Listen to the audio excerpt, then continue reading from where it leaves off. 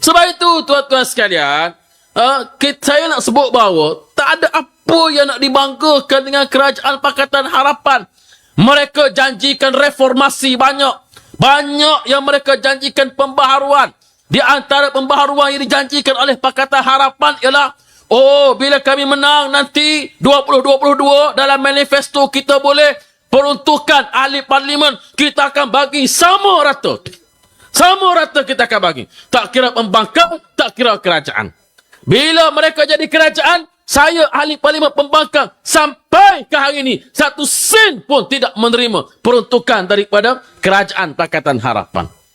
Nak banding dengan Tun Dr. Mahathir, masa jadi Perdana Menteri buat kali yang kedua, tahun 2018, Tun Dr. Mahathir bagi pada waktu itu 100,000 setahun untuk ahli parlimen pembangkang. Paling tidak, ada rundingan ke tak ada rundingan? Tak ada rundingan.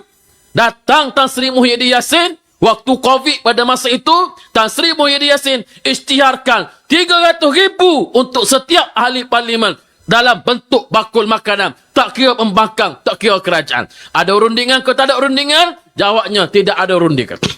Datang pula Datuk Seri Ismail Sabri, buat rundingan dengan pembangkang. Datuk Seri Ismail Sabri bagi peruntukan untuk pembangkang sama dengan kerajaan kerana ada MOU yang ditandatangan.